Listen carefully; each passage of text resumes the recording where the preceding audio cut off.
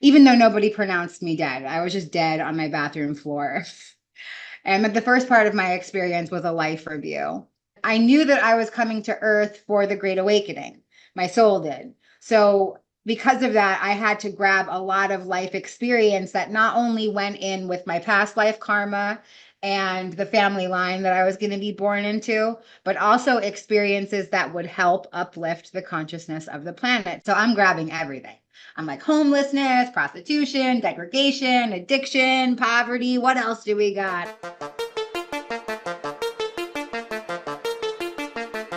We're here with Betty GUADAGNO. She had an amazing experience she's going to share. I used to be an atheist. I used to be a drug addict. I was a prostitute. I was homeless. I was a liar, a manipulator, a thief.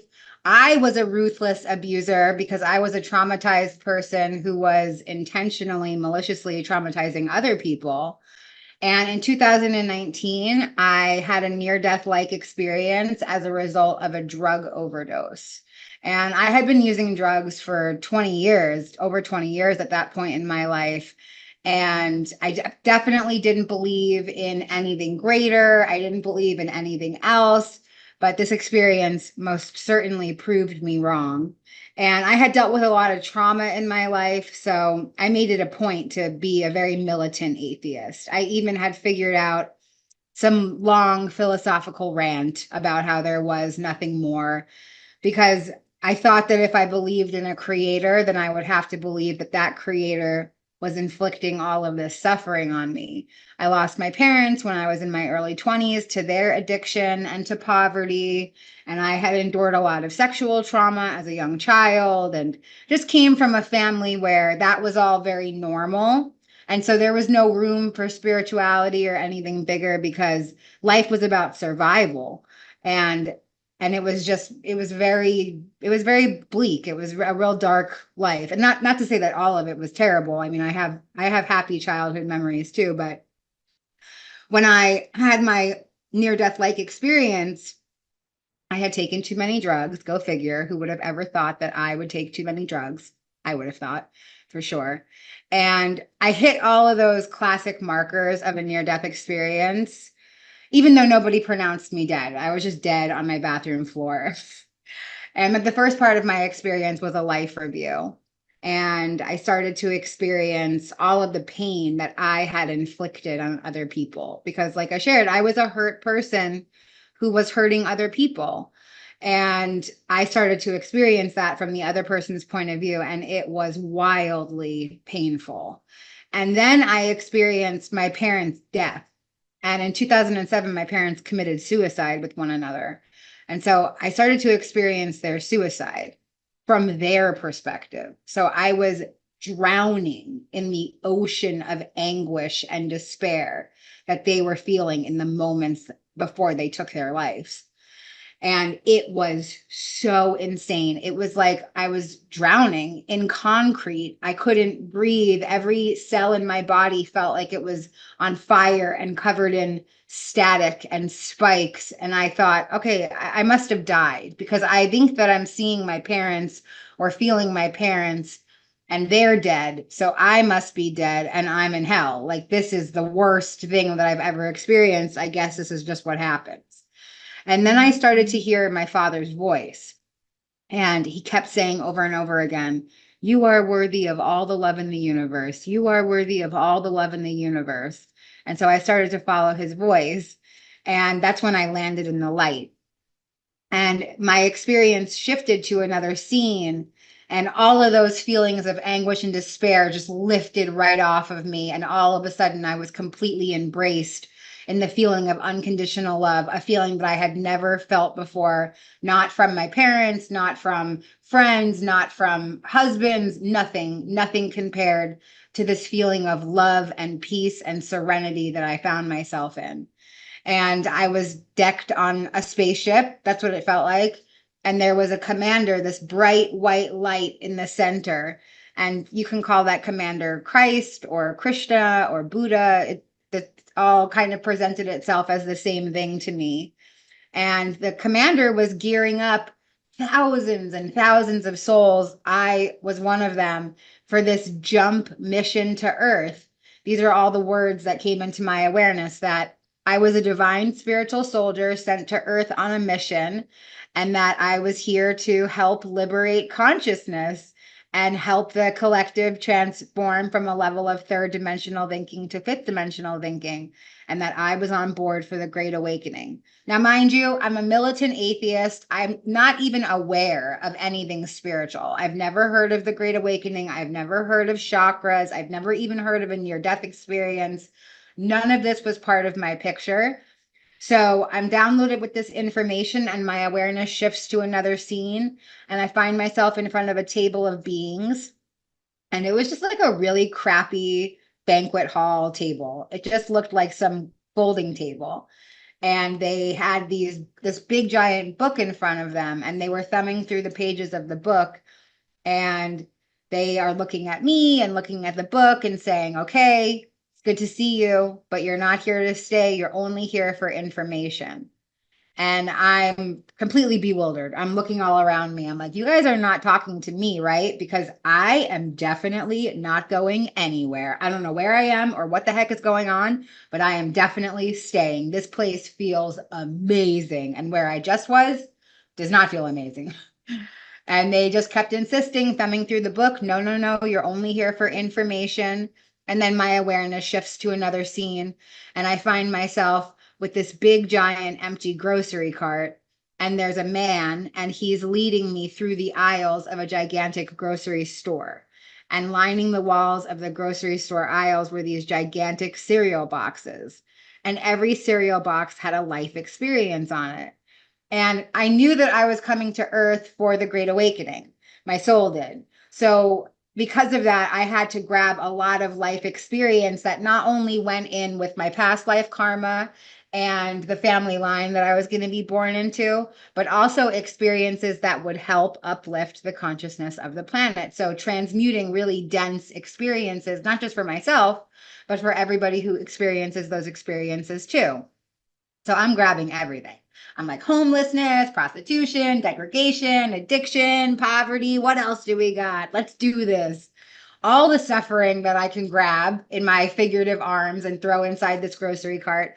And then there were also things in the cart that I hadn't gotten to in my life yet, like recovery, overcoming, spiritual awakening, community, transformation, being an author. But none of those things had happened yet. So I just thought, okay, whatever, that doesn't belong there, not in this life anyway. And I think the one experience that I really like to talk about is that I picked the life experience of childhood sexual trauma. I distinctly remember grabbing the box off the shelf. And as I grabbed the box off the shelf, a little orb of light came out with the box. And that orb of light was the soul of the man who would molest me as a small child. And we came orb to orb with each other, and we came into contract. And we made this deal with each other because we loved each other so much that we would play these roles for each other in this lifetime. And I saw that in a previous lifetime, I had been his abuser in the same capacity. And so in this lifetime, we were balancing it out. And also, again, for that collective healing.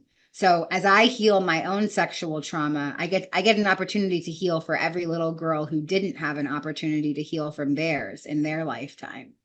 And so I had this great sense of pride and this great sense of opportunity to change my thoughts. Like I felt like 2 tons of bondage had been released from me in the moment of being downloaded with this information and in this scene. And I realized that, oh, I'm not a victim to my circumstance. I am actually a divine co-creator. I have planned every aspect of my life, even the things that I felt a victim to. And it was just this great sense of freedom that came over me.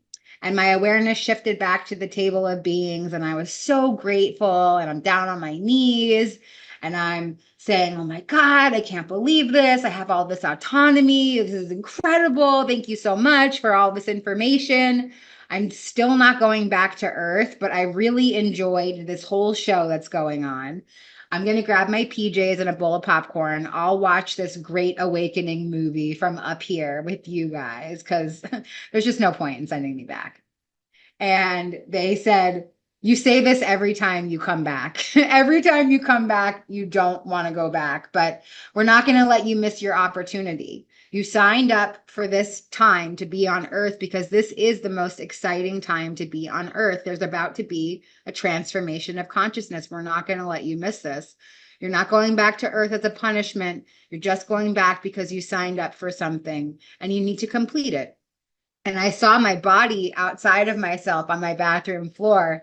And I said, but look at her. She is a mess. She's broken. She's diseased. She's disgusting. Like, there's no way I can't go back into that body. Don't make me squeeze back into that body. She's glitched. She's broken. And I don't want to have anything to do with her. And they said, well, if you don't go back into her, then we'll show you the baby that you're going to be born into, because you have to complete this life experience cart.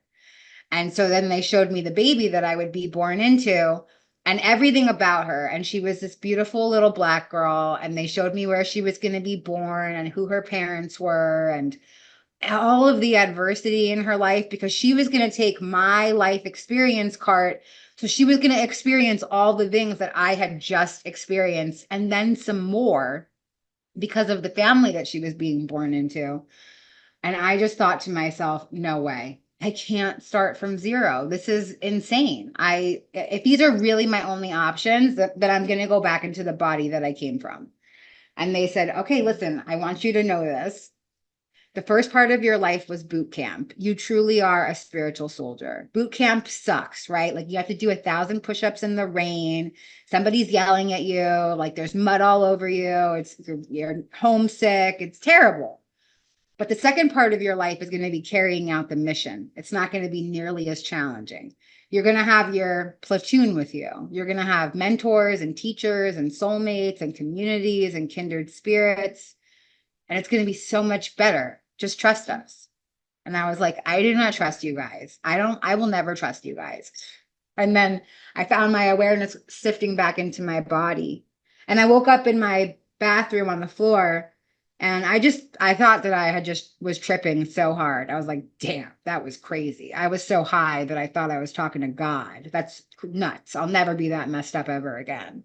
And I just wrote the experience off as drug-induced psychosis. And I went on living my life the exact same way that I had been before that experience, selling myself to get money, to get drugs, and then doing that all day, every day. That was all that I did. My brain was only used to get drugs and use drugs and nothing else. I didn't have room for any other thoughts in my mind. But then the universe stepped in this really loud and tangible way to let me know that this was not a drug-induced hallucination. This was a true experience that happened, and I absolutely had to get onto another path. And I experienced a spontaneous healing out of heroin withdrawal. These two little men appeared in my mind's eye, and they started walking through all the crevices of my mind, and every step that they took, they had these lawnmowers with them, and it was like they were plowing out new neural pathways, or they were resetting my pain receptors, because I was a heroin addict. And so my mind made me think that I was in pain all the time if I didn't have this drug. And these little men just like did their thing inside my head. And in this bright white flash, I was instantaneously healed out of heroin withdrawal. And so that was really my sign, like, okay, something is actually happening. And so after that happened, I thought that I was the second coming of Christ. And I went out and I was like laying my hands on homeless drug addicts all over the streets of New York, trying to convince people that I was Jesus and that I could heal them. Mind you, I don't know anything about Jesus. And I really just thought, wow, if the universe gifted some homeless drug addict prostitute with healing, then the universe is going to give everybody healing. And maybe I'm the conduit to that healing. And I even went to like an RV dealership because I thought that I was supposed to preach the word of higher consciousness across the country. But mind you, I was like a homeless crackhead. And so I walked into this car dealership and I was like, I'm here to get an RV. And they were like, great, all we need is a credit card and your driver's license. And I was like, oh, I don't have those things. I was like, God sent me. God didn't say anything about needing a driver's license or money. I don't have that stuff. And people were like, okay, this lady is obviously not well. And then it took me a little while to realize that I had to do recovery in order to step into the next part of my mission.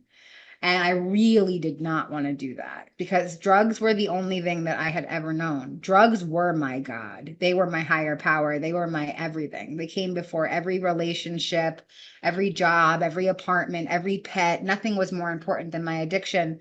And now it felt like the divine was telling me that I had to let go of my best friend. Like I had to kill this part of me that was my addiction. And so I found my way into the rooms of 12-step fellowship through some divine signs. And, I looked really messed up when I came into this process. Like even after my awakening, I was still really messed up. I had big holes all over my skin and my arms because I used to think that bugs lived inside of me. And every time I would get high, I would cut myself open trying to get the bugs out of my skin, which is how I know that I truly am an addict, because nobody would consciously use drugs knowing that that was what was going to happen after they used them. And I knew that was going to happen every time I used, but I couldn't help myself. It was like this compulsion that it was completely, outside of me, that I had to do this. And so I walked into this women's meeting in a 12-step room, and this woman grabbed me when I walked in. And, I looked destroyed. My skin was all messed up. I was missing most of my teeth, and I was just like really gray and kind of dead looking. And she held me so tight. She hugged me so tight. And she whispered in my ear and she said, "You are worthy of all the love in the universe. You are worthy of all the love in the universe." The same message that my father said to me when he guided me into the light. And I just knew that I was in the right place. And I started hysterically crying, and I rested my head on this woman's big boobies for as long as she would let me. And it was my deepest moment of surrender. This was the moment that I said, okay, I don't know what's going on. I don't know what reality is. I don't know what life is. I don't know how to live life. I don't know how to do anything. I really need help. And I found help, and I ended up going into a long-term rehab after that, and I stayed there for 17 months, and I didn't have access to the internet or a cell phone for all of that time. So I had to get my information the old-fashioned way, out of books. And I had this really insatiable thirst for knowledge. I had no idea what happened to me. I didn't figure it out in those 18 months either. I didn't figure out what happened to me. But I knew that my spirituality was opening up and that I wanted to devote my life to something bigger than myself. And so I started reading every sacred text. I read the Bible, the Torah, the Quran. I found alternate faiths. I found information about Rosicrucians and star seeds and light workers, and it seemed like the universe was always sending me the exact book that I needed in order to get on to a path of integration and healing. And then I found A Course in Miracles, and that book absolutely changed the trajectory of my life. There's a workbook inside of it, which is a reprogramming. And I thought that if I finished doing all the workbook lessons and reading this big, gigantic 1,800-page book, that I would actually get to go back to heaven. And so I made it my duty, like every day, to spend 6 hours a day reading this book so that I could get finished with it within the year so that I could go back to heaven. And I kept crying out to God and saying, okay, God, it's been, 3 months. I haven't touched drugs. That's never happened in my whole life. Where's my reward? Like, are you coming to get me? Beam me up. Where's my spaceship? Please take me home. And I'd get no response. And I just kept reading the book, and I kept dedicating myself to something bigger than myself. And by the time that I finished A Course in Miracles and nothing happened when I finished reading it, I realized that it wasn't about going back to heaven, but it was actually about bringing heaven to earth. And so every day I get an opportunity to do that by being of service to someone, by being of service to the collective, by living my life righteously. You know, I could still go back and live my life the way that I was, and I'm still going to make it to heaven, because if I made it to heaven before, I'm definitely going to make it to heaven again. But it's not really about that. I choose to live my life in a spiritually led way today because it feels better. This is the high that I've been chasing my whole life, is the feeling of being spiritually connected to other people, to the divine. And I had no idea that I could experience these kinds of feelings in my life. And I'm not perfect, right? Like, I curse people out. Like, I got some defects of character. I'm a little controlling, but my life is so much better than it used to be. And I'm not trying to be better than anybody else. I'm only trying to be better than I used to be. And so every day I have an opportunity to do that. And I think I'll pause there. Thanks for letting me share. This great awakening, had you ever heard about this before you had your experience, or was that the Never. first time? That was the first time I had ever heard about it. And then after my experience, I started to find confirmation of this concept. In fact, something really miraculous happened where my laptop was open, but it wasn't on, totally black screen. And then I walked past it, and all of a sudden, a YouTube video started playing. Again, the computer was not on, and it was a Dolores Cannon video. And it was like a very long interview that she was giving to a crowd. And every time that I thought a question in my head, she would answer it. And I was like, oh my God, the computer is talking to me. Who is this woman and what is going on? But that was more of the confirmation towards this concept of Great Awakening, waves of volunteers. And so all of that information really helped me after the experience. So what are your thoughts today regarding this great awakening? A lot of people talk about we are transcending from third dimension to fifth dimension. They talk about the age of Aquarius. They talk about the new age. Yeah. So my conception of the Great Awakening has shifted since my experience has integrated more and more. At first, I was like, holy shit, we got to get it together. We've only got 3 years, and I was just like really frantic about it.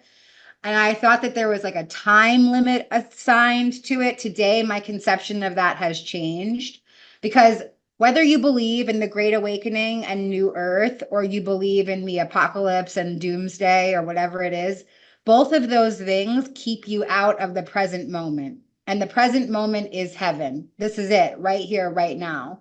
So while I do love the storyline of the Great Awakening, and it's a huge part of my experience, I don't get super obsessed with thinking about that, right? Every day, every second, I have an opportunity to shift from a third dimensional thought system to a fifth dimensional thought system.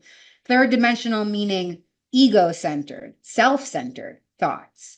And then fifth dimensional being spirit-centered, service-centered thoughts. So I can change my dimensional thought system literally every second of the day if I so choose. And it's not my responsibility what other people do with their experiences. At first, I thought it was. I was like shaking people, like, you have to wake up. It's happening. It was crazy. But now I realize that everybody's on an individual journey. Everything is in divine right order. Nothing is actually real here. We're living inside of a dream. What storyline do you want to take place in your dream? I love the storyline of the Great Awakening and star seeds and light workers because it makes my life happier. But if any of these thought systems make you be in a state of fear, then just leave them behind and create a new thought system. We're the designers of our universe. Okay, you mentioned that you were in a sort of spaceship where there was this commander, but he could have been Jesus, Krishna, Buddha. Can you tell me about this being? Was he a being of light?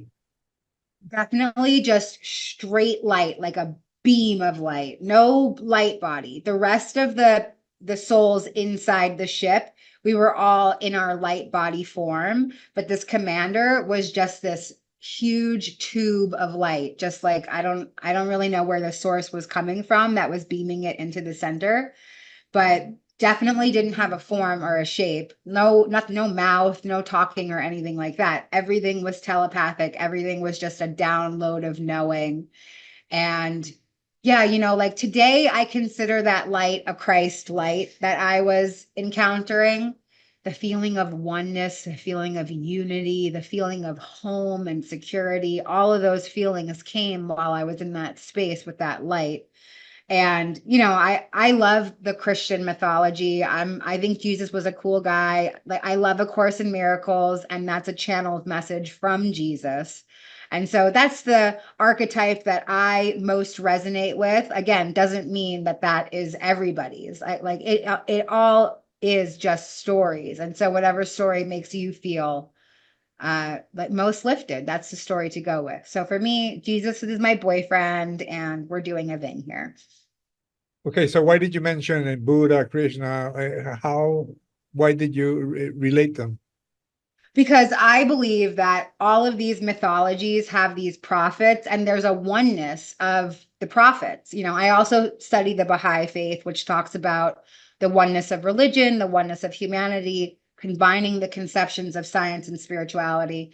And in the Baha'i faith, their prophet, Baha'u'llah, stated that all prophets are in the oneness with God. So whether it's Muhammad or Moses or Abraham or Jesus, Buddha, Krishna, everything in between, I believe in this oneness of all of those teachers. Who do you think were these entities that you talked to when you were setting up your future life? Well, they didn't tell me who they were, but I didn't have to ask because I just knew that they were people in charge. And then the more that I've integrated, I call them the beings of light, because I've heard some people channel, and that's the kind of the word that the words that resonate the most with me. But people in charge for sure, or beings in charge. They were at least in charge of my experience. Absolutely. Have you maintained communication with them? Definitely. Yeah, I'm like always throwing them shade. But you know, like I'm so grateful to have a connection to my guides, and the beings of light are almost like a level too high for me sometimes. And so I've conceptualized my little team of spirit guides that help me out. And there's 12 of them. And a lot of it is imagination and intuition. So if somebody listening is somebody that wants to get a connection to their guides, you already have it. All you have to do is just dial into it. So, you know, I did a lot of character development around my guidance team. I have like an intellectual guide who helps me when I want to sound smart or I need to exercise my intelligence. I have a child guide who helps me communicate with my inner child and do fun, playful things. I have a fashion guide. His name is Francisco. He helps me pick out the outfits that I wear if I'm speaking somewhere or going to work or whatever.